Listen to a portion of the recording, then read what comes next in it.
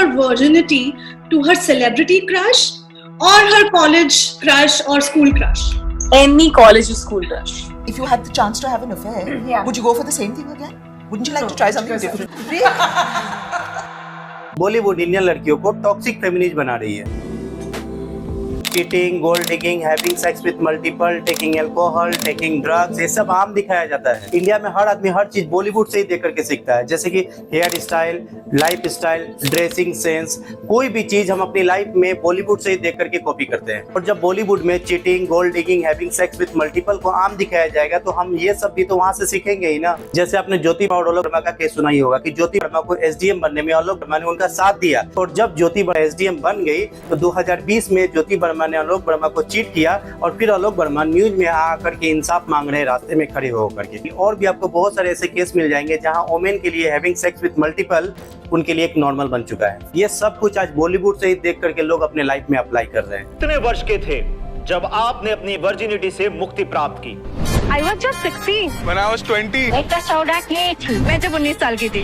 Nobody stays virgin at this age, रुकुल। Virgin Bhanupriya नाम की एक मूवी आई थी जिसमें सिर्फ यही मैसेज दिया गया है कि यंग लड़कियों को जितना जल्दी हो सके अपनी वर्जिनिटी को लूज कर लेना चाहिए, चाहे वो जबरदस्ती ही क्यों ना करना पड़े। रियली में एक सीन है जहाँ पर एक्ट्रेस को फोर्स कर रही है और कह रही है कि अभी नहीं तो कभी नहीं, अभी नहीं तो कभी नहीं, अभी नहीं तो कभी नहीं। वेब सीरीज है फॉर मोर सोर्स। इसमें 4 इंडिपेंडेंट वोमेन की स्टोरी को दिखाया गया है, जिसमें एक वोमेन एक बच्ची की अकेली माँ है। जब वो वोमेन एक लड़के के साथ में रिलेशनशिप में आती है और जब वो लड़का सीरियस हो जाता है तो ये उसको डिच कर देती है। यहाँ तक तो फिर भी ठीक है, लेकिन इसमें क्या दिखाया जाता है कि वोमेन ही विक्टिम है, उनके साथ ही बहुत बुरा हो रहा है। मैं सिर्फ यहाँ पे जेंडर चेंज कर देता हूँ, जहाँ पे एक लड़का एक फादर है और किसी के साथ में वो रिलेशनशिप में आ जाता है और फिर वो लड़का उस लड़की को चीट कर देता है, तो विक्टिम कौन हुआ?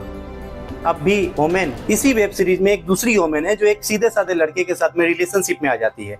जब वो लड़का सीरियस हो जाता है, जो अपने पेरेंट्स को जो लेकर मिलाने के लिए आता है, तो वो लड़की चली जाती है दूसरे के साथ में सेक्स करने के लिए। फिर जब वो मल्टीपल लोगों के साथ में जब फिजिकल हो जाती है और फिर कई दिनों के बाद में जब वो लड़के से मिलती है तो लड़की को कहती है कि आई एम प्रेग्नेंट।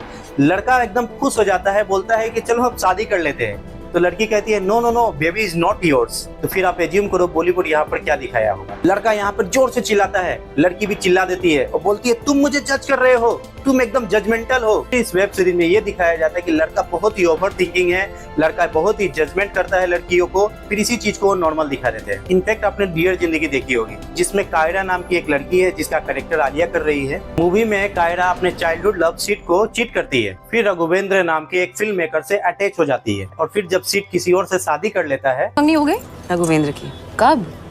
पिछले हफ्ते। तो कायरा ट्रोमा में चली जाती है और पूरी मूवी में यही दिखाया जाता है कि कायरा कैसे ट्रोमा से बाहर आती है। जबकि कायरा ने ही पहले सीट को चीट किया, तो इसमें विक्टिम कौन हुआ? सीट हुआ या कायरा हुई? लेकिन बॉलीवुड के डेफिनेशन में अलग दिखाया जाता है। आप किसी के भी साथ में सेक्स करो, प्रेग्नेंट हो जाओ, चीट करो, लेकिन विक्टिम तो लड़की ही है। इसी साल एक वेब सीरीज आई, इसमें यह दिखाया गया कि एक्ट्रेस अपने वेडिंग फंक्शन के दौरान ही अपने होने वाले हस्बैंड के बेस्ट फ्रेंड के साथ में फिजिकल हो जाती है। सेम चीज एक और वेब सीरीज में दिखाया गया है कि जहाँ पर एक्ट्रेस अपने एक्स बॉयफ्रेंड के साथ ही अपने एंगेजमेंट के दौरान ही फिजिकल हो जाती है। चल क्या रहा है, क्या सिखा रहे हो आप लोग? ये लोग तो अपनी रियल लाइफ में भी इम्प्लीमेंट कर देते हैं। जैसे करिश्मा कपूर ने अपने हस्बैंड पर यह आरोप लगाते हुए कहा कि उनके हस्बैंड ने फोर्सफुली उनको सोने के लिए बोला उनके हस्बैंड के फ्रेंड के साथ में। सब चीजों को नॉर्मल करके दिखा देने से आदमी लोगों के जीवन में क्या असर पड़ रहा है, क्या बुरा असर पड़ रहा है। रोज आपको कहीं ना कहीं से gold digging, cheating, sex with multiple, taking drugs, alcohol, ये सब चीजों की खबरें आप लोगों को मिलते ही है। मेरा बस इन लोगों से एक क्वेश्चन है कि इन वेब सीरीज से आप लोगों को क्या सिखा रहे हैं, क्या मैसेज दे रहे हैं? फेमिनिज्म का मतलब क्या होता है? कैजुअल सेक्स करना, ड्रग्स लेना, अल्कोहल लेना। फेमिनिज्म का असली मतलब आपको इन सब मूवी में दिखाया गया है, जैसे कि मेरी कॉम,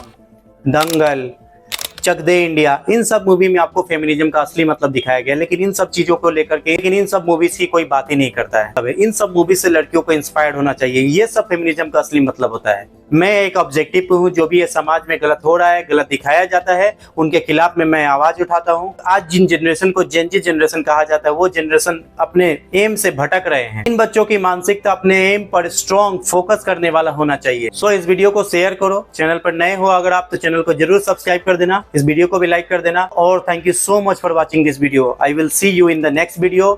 थैंक यू। जय हिंद।